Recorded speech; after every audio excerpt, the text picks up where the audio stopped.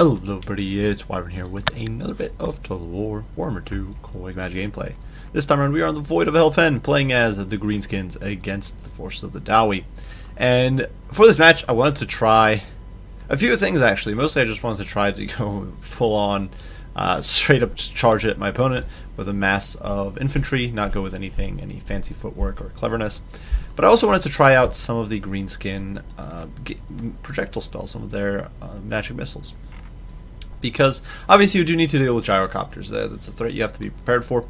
And so I figured, you know what, we'll try to make them work. So going over the build here, I did bring WAAAAGH, of course, probably the most competitive pick. Unfortunately, I was dumb and brought WAAAAGH Revenge, completely useless against the Dwarves, and that was about 200 gold wrapped up there, I think. It's a pretty expensive ability, but hey, what can you do? We also do the Squiggly Beast, Bonewood Staff, of course, Gaze of Mork, here we go. Get Back Here, WAAAAGH, and Effigy out the git. We also do have Warping of WAAAAGH, Power of the WAAAAGH, so all that good stuff. Part of the reason I brought Gaze of Mork is because I wanted to try it out. Part of the reason I wanted to bring it was also so I have a spammable spell that I can use to trigger the Bonewood Staff. For a secondary hero here, we do have a Night Goblin Shaman. He's mostly the guy I'm going to be casting with. He does have Sneaky Stabbin', he's got Itchy Nuisance, as well as the Gaze of, or the Vindictive Glare, in fact, it's not the Gaze of anything. And a Wand of Jet to generate even more Winds of Magic. And the Night Goblin Shaman, I've been seeing some videos of him getting some really good damage against large targets with the Vindictive Glare. It seems to have a huge bonus versus large and just demolishes lightly armored large units. And I figured, while Dwarves don't have a lot of light armor, it might be good against things like artillery, and honestly against the relatively low HP on gyrocopters, it might work well as well. For the rest of my build, front line of Black Orcs, we do have the single unit of the Crimson Killers here in the center. This is, of course, without the patch, so without the Festag update. So the Crimson Killers are still very much their generic 45 model selves that they are currently. That said, they're a pretty good unit in my experience. If you can get them into the fight without getting it butchered, they'll do rather well. And my hope here is that with this much chaff, we've got 4 units of Orc Boys, we've got some other flanking units there. I'm hoping the Crimson Killers can get into the fight with all this bubble wrap, and then they'll be able to trash the Dwarves in CQC. On the flanks, we do have 2 nasty Skulkers over here, as well as the Durkit Squigs and normal Night Goblin Swighoppers. Over here, we do have some nasty Skulkers as well. I wasn't entirely sure where my opponent would deploy. Sometimes Dwarf players will deploy like all the way over here, using the hole in the void there to defend themselves, but my opponent just met me straight up. For his build, he decided to go with Thorgrim Grudgebearer, who's not a bad choice, honestly. He's got Stand Your Ground. He does have the Foe Seeker. He's got Oath of Vengeance, Great Book of Grudges, as well as the High King, positioned centrally here, because my opponent did go for a pretty melee-heavy build. So definitely not a bad idea there. The PK Guard, of course, combined with Thorgrim's debuffs are going to be monstrous. And honestly, if Thorgrim does lose like 50% of his HP, he will trigger a faction-wide or map-wide frenzy, which is pretty crazy. 2 Dwarf Warriors here, providing a bit of a buffer against walls and that sort of stuff. Miners doing the same thing over here. So Dwarf Warriors with great weapons, the Grumbling Guard, a unit of Slayers in the back, Dragonback Slayers over here, a Cannon, Ulthar's Raiders, and a Runesmith with Rune of Wrath and Ruin, Rune of Negation, Hammer of Karak-Draz, great debuff as well, and Forge Fire, which honestly isn't bad with a few AP units in the mix there. Finally, there are 2 units of Rangers out here on the flank who I did not spot immediately, but my opponent is trying to position them up here on the high ground to get some cheeky shots on me. Fortunately for me, though, all of these units are stealthed, so now as we are breaking cover and my opponent is going to start picking away at these Orc Boys on the low ground, he's going to reveal himself, and we already have troops in position to deal with him, because these guys are positioned there to deal with expected artillery. Now, as my opponent starts opening fire, we are simply going to shift our Squigs around and loop in on the Rangers, and although they will do some damage to our Orc Boys, they're only Orc Boys, they're really not that valuable. They're fairly survivable. They do have those bronze shields, and they're in the woods here, so the Rangers really aren't getting that much value, and the Squigs are on the loose. You can see the Durkit Squigs closing very quickly. They do have 82 speed, so a very quick cav. They're almost on par with, say, Wild Riders. They're not quite light cav levels, but they do have AP. They're going to munch through these Rangers pretty quickly. You can see they jump in there and just demolish those poor guys, and with their bonus versus infantry and their AP, they're going to munch through Rangers very, very quickly. My opponent does try to intercept me over here with his Dragonback Slayers, and you can see over here, we are casting some magic on the cannon. So that was a Gaze of Mork, and it does very little. It kind of whiffs. Some of it might have hit the Slayers there, which might have been sort of just reduced the effectiveness of the spell, but as we cast the Vindictive Glare, just watch. We do manage to take a gun offline immediately because of that bonus versus large. I do believe the cannons count as a large target, though I could be wrong there. Someone could correct me if I am, but we get an immediate snipe on a gun, which is really awesome.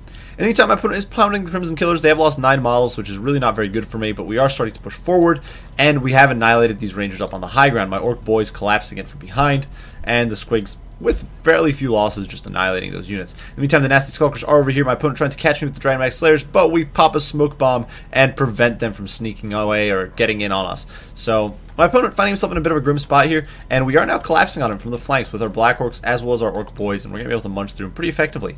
And right off the bat, we've got a big edge here. Unfortunately, a bit of a misplay here on my part. I commit my Nasty Skulkers here, let them get blasting charge, which is just disastrous. We do pop a WAAAAGH, but honestly a little prematurely. I really should have waited a few seconds. I didn't need the WAAAAGH to melt through these Dragonmax Slayers. I should have just been patient, and I wasn't. So we are going to pay for that a little bit. That said, the cannon here, we did actually whiff a shot there, I do believe. My opponent now hitting the Crimson Killers with a Rune of Wrath and Ruin, doing some damage and slowing them down, but we are trying to close the gap. Unfortunately, like I said, that WAAAAGH is petering out, and we're just not getting the value we needed, and it's basically just a misplay on my part. Unfortunately for me, though, we're going to get these Orc Boys into the fray here. They will be able to munch through these Miners as well as these Dwarf Warriors pretty effectively, and the Nasty Skulkers are going to provide a little bit of AP in that fight. In the meantime, another Vindictive Glare takes a second cannon offline, so really paying its dues. Do keep in mind, it's a spell that only costs 4 winds of magic, so if you're able to do this sort of thing, take off cannon after cannon, you can easily cripple your opponent's artillery batteries. Over here, the Black Orcs do dive in against the Grumbling Guard, but they do get hit by Marked by Ulthar, which completely tanks their stats against our shooting, and my opponent's Ulthar's Raiders promptly destroy these Black Orcs with the help of the Grumbling Guard. Elsewhere, though, these Crimson Killers just munch through the Dwarf Warriors like they aren't even there. Here we go, does go down, and my opponent, despite having crippled these guys pretty badly earlier, is going to struggle. He did use his Oath of Vengeance to chase off these Black Orcs, but now these Crimson Killers, they're not debuffed, they're very tanky, and they are looking for a fight, and they're going to be able to start chewing through these Peak Gate Guard, especially as Itchy Nuisance goes down and debuffs them.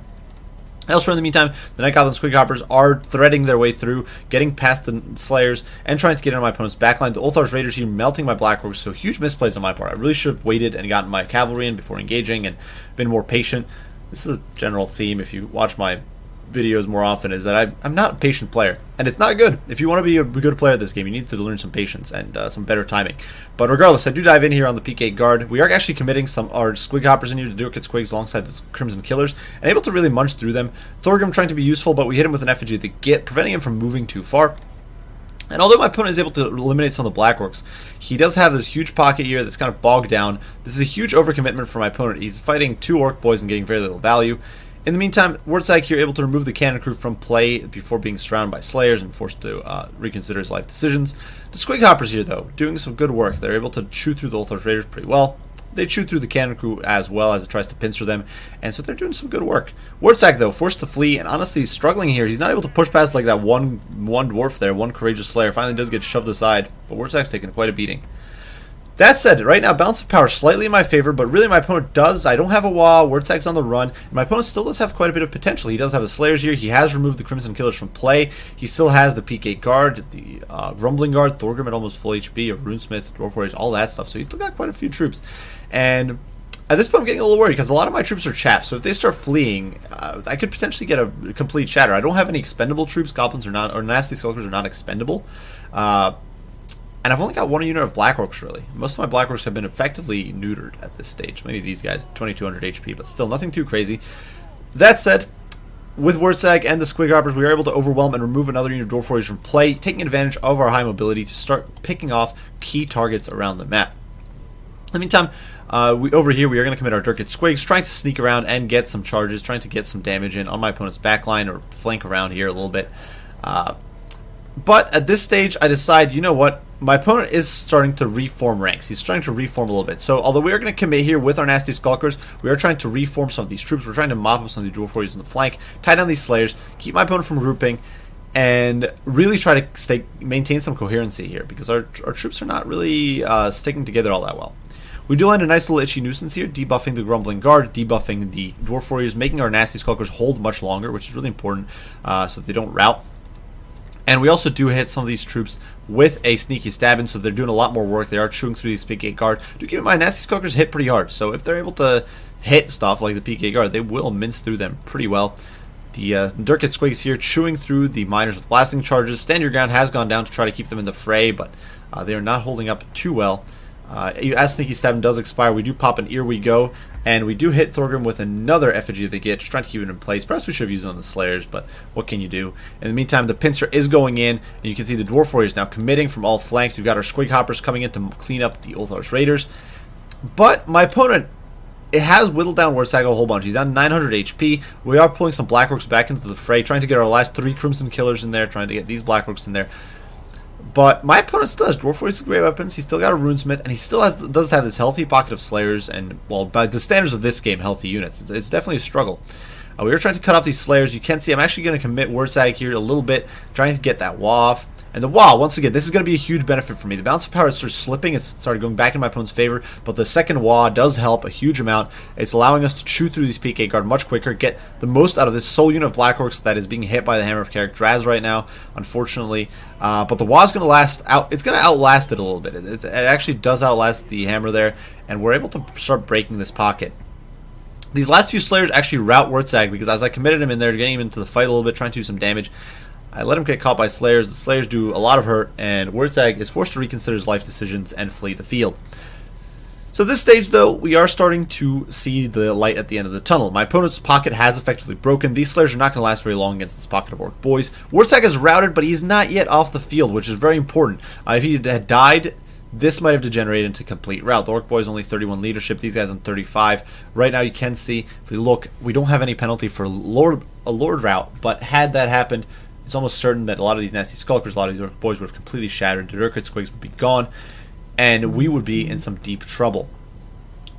And so here you can see we are cleaning up the PK guard. I'm trying to remove all of my opponent's troops from the field. You can see I actually do commit some Squigs here to mop up the Slayers, which might not seem smart, but I don't want any units escaping. I don't want any issues in the long term. I don't want any recharges, anything like that, because our leadership is a bit weak.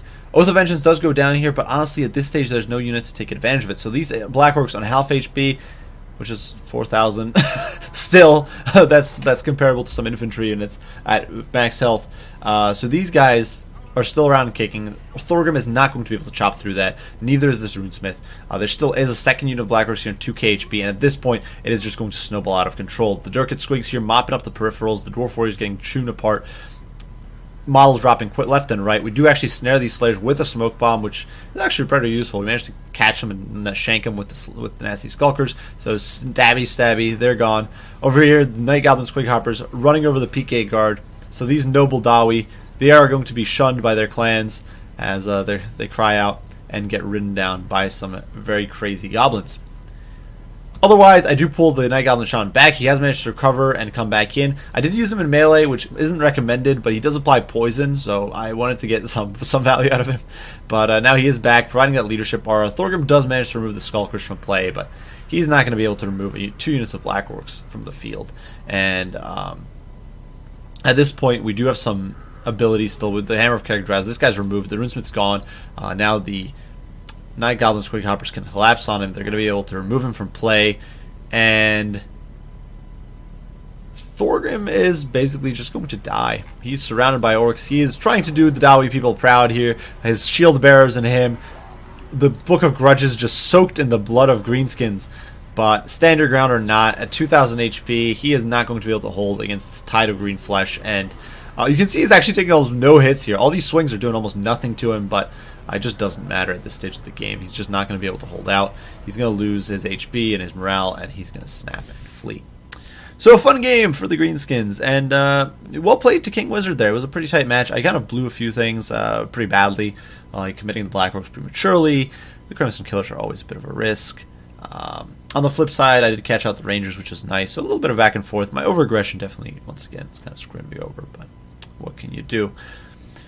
A cool lesson learned here. Vindictive Glare, very solid at killing artillery pieces. It's also very good against squishy infantry or squishy large lords. It's not squishy infantry, squishy large lords. So for example, if you can shoot like Balthazar Gelt on his Pegasus, on say Quicksilver, you're going to almost remove him from play. It does a lot of work. The Night Goblin Shaman's Vindictive Glare. Gaze of Mork, though, not so good. The other spell, I don't really know what purpose it really serves. I'm not sure. Vindictive Glare is really damn good against large targets. But Gaze of Mork, I'm just not sure what it's supposed to be or what it is good at, to be honest. Maybe I need more testing, but I haven't really found a purpose for it.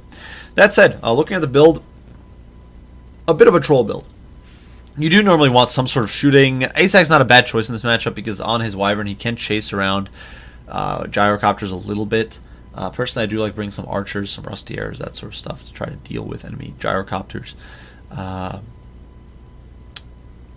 But it works, and honestly, with the Vindictive Glare, I might have been able to remove the gyros from play, regardless if they'd come. And honestly, gyrocopters are not going to do very much to like Black Orcs, but they are a huge threat to nasty Skulkers and Dwarf Warriors, so you do need to be prepared for them. Otherwise, you know, this build works out. I don't think it's necessarily a bad build. I do think it's solid. Obviously, you don't want to bring the WAAAAGH's Revenge. It's a bit useless against Dwarves, and when I say a bit, I mean completely. But what can you do? For my opponent's build, my main critique is honestly trying to go toe-to-toe with Greenskins and melee. That's something you really can't do. You can maybe with like double Camera of Draz and like a Rune Lord maybe with like all the debuffs just raining down, or maybe Thorgrim with like, and then double Runesmith getting all the debuffs you can possibly get, and then like a pocket of hammers to just beat the snot out of your opponent quickly. But I don't think it's optimal. I don't think it's really the way you want to go. I think you're better off doing a onion build to go very wide, have a bunch of miners, dwarf warriors, and then just a horde of thunders and rangers and stuff like that behind it, and take advantage of those units. It also makes you a lot less susceptible if your opponent brings a artillery build. Sometimes you'll see those from Greenskins. Someone will bring like 4 or 5 grudge throwers, and they'll scatter them around the map, and you can't do anything as dwarves, especially without gyrocopters. So I think while it's cool to try to do melee builds and potentially can work, you do want to go, in my opinion, a bit just a lot wider and have a lot more DACA, essentially. Regardless, well played to my opponent here, King Wizard. I do hope you guys enjoyed the video. If you found it entertaining and fun and all that good stuff. If you did, be sure to leave a like, subscribe, share, all that, and leave your comments down below. I thank you all for watching, and I will see you all in the next one. Bye for now.